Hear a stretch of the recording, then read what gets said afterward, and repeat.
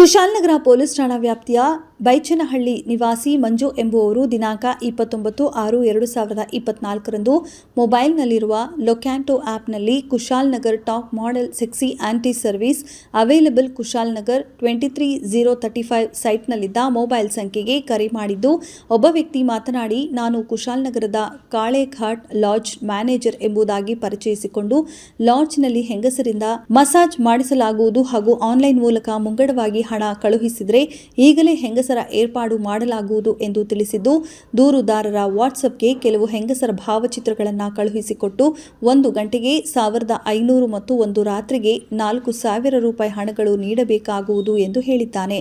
ದೂರುದಾರರ Google pay ಮುಖಾಂತರ 1500 ರೂಪಾಯಿ ಹಣವನ್ನು ಕಳುಹಿಸಿದ್ದು, ಅದೇ ವ್ಯಕ್ತಿ ಕರೆ ಮಾಡಿ ಕಾಳೆಘಾಟ್ ಲಾಡ್ಜ್ ಬಳಿ ಬಂದು ಲೊಕೇಶನ್ ಕಳುಹಿಸುವಂತೆ ಮತ್ತು ಯಾವ ಬಣ್ಣದ ಬಟ್ಟೆ ಹಾಕಿದ್ದೀರಾ ಎಂದು ತಿಳಿಸುವಂತೆ ಹೇಳಿದ್ದಾನೆ.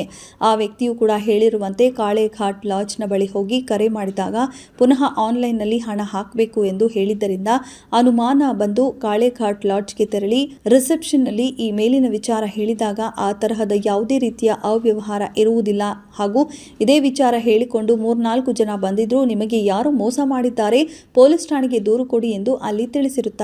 ಅದರಂತೆ ಅಪರಿಚಿತ ವ್ಯಕ್ತಿಗಳು ಕಾಳೆಘಾಟ್ ಹೋಟೆಲ್ ಮತ್ತು ಲಾಡ್ಜ್ ಮ್ಯಾನೇಜರ್ ಎಂದು ಹೆಸರು ಹೇಳಿಕೊಂಡು ಲಾಡ್ಜ್ನಲ್ಲಿ ಹೆಂಗಸರಿಂದ ಸೆಕ್ಸ್ ಮಸಾಜ್ ಮಾಡಿಸುವುದಾಗಿ ನಂಬಿಸಿ ಆನ್ಲೈನ್ನಲ್ಲಿ ಹಣ ಪಡೆದು ವಂಚನೆ ಮಾಡಿರುವವರನ್ನ ಪತ್ತೆ ಹಚ್ಚಿ ಕಾನೂನು ರೀತಿಯ ಕ್ರಮ ಕೈಗೊಳ್ಳುವಂತೆ ದಿನಾಂಕ 29/6/2024ರಂದು ದೂರು ಸ್ವೀಕರಿಸಿದ್ದು, ಕುಶಾಲನಗರ ಟೌನ್ ಪೊಲೀಸ್ ಠಾಣೆಯಲ್ಲಿ 6666D ಐಟಿ ಆಕ್ಟ್ 419, 420, 468 ಐಪಿಸಿ ಅಡಿಯಲ್ಲಿ ಪ್ರಕರಣ ದಾಖಲಿಸಿಕೊಂಡು ತನಿಖೆಯನ್ನು ಕೈಗೊಳ್ಳಲಾಗಿತ್ತು. ದಿನಾಂಕ 6/7/2024ರಂದು ಹಾಸನ ಜಿಲ್ಲೆ ಮೂಲದ 8 ಜನ ಆರೋಪಿಗಳನ್ನು ಬೆಂಗಳೂರಿನಲ್ಲಿ ಬಂಧಿಸಿ ಸದ್ಯ ನ್ಯಾಯಾಲಯಕ್ಕೆ ಒಪ್ಪಿಸಿದ್ದಾರೆ. ವ್ಯಾಪ್ತಿಯಲ್ಲಿ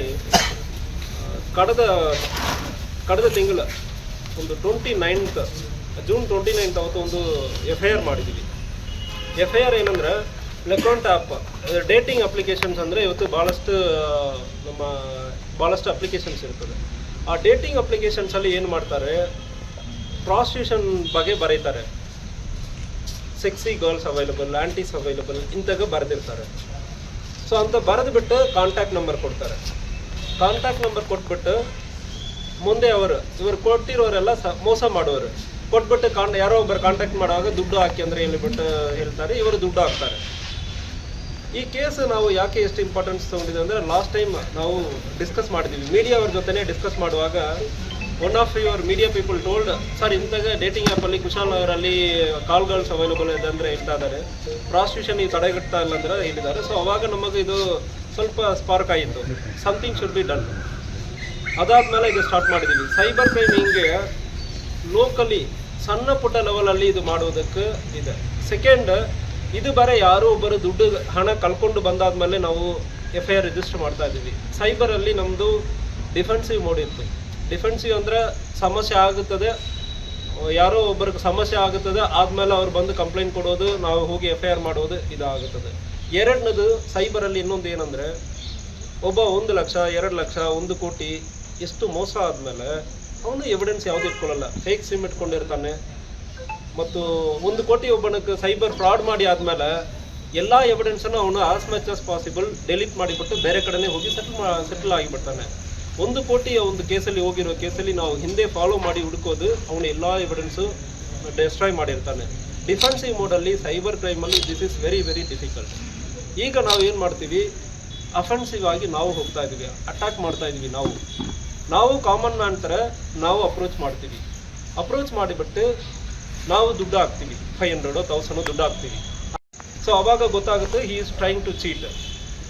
ಇಲ್ಲ ನಿಜವಾಗಿ ಇನ್ ಕೇಸ್ ಪ್ರಾಸ್ಟಿಟ್ಯೂಷನ್ ಮಾಡ್ತಂದ್ರೆ ಒಂದು ಕಡೆ ಪ್ರಾಸ್ಟಿಟ್ಯೂಷನ್ ನಾವು ಸ್ಟಾಪ್ ಮಾಡ್ತೀವಿ, ಇಲ್ಲಾಂದರೆ ಸೈಬರ್ ಕ್ರೈಮನ್ನು ನಾವು ಸ್ಟಾಪ್ ಮಾಡ್ತೀವಿ.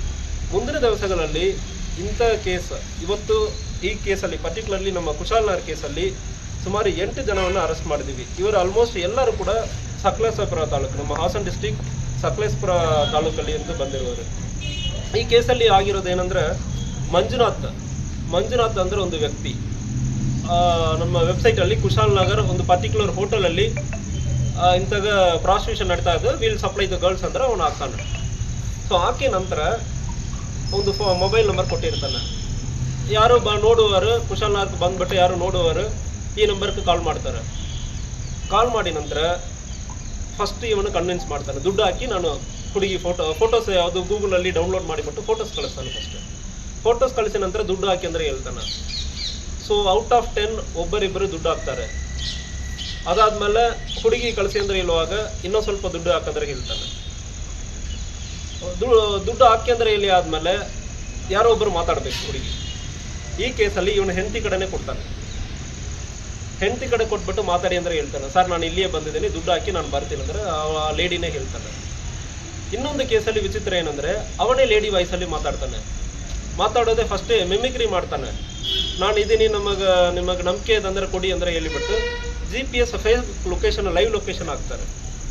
ಲೈವ್ ಲೊಕೇಶನ್ ಹಾಕಿಬಿಟ್ಟು ಅವನು ಕನ್ವಿನ್ಸ್ ಮಾಡ್ತಾರೆ. ಸೊ ಆಲ್ಮೋಸ್ಟ್ ಇದರಲ್ಲಿ 8 ಜನದಲ್ಲಿ ಒಂದು 3 ಜನ ಅವ್ರ ಹೆಂಡತಿನೇ ಯೂಸ್ ಮಾಡ್ತಾರೆ. ಒಬ್ಬನ ಅದರಲ್ಲಿ ಇವನೇ ಮೆಮಿಕ್ರಿ ಮಾಡಿ ವಾಯ್ಸ್ ಮಾಡ್ಯುಲೇಷನ್ ಮಾಡ್ತಾ ಇದ್ದಾನೆ.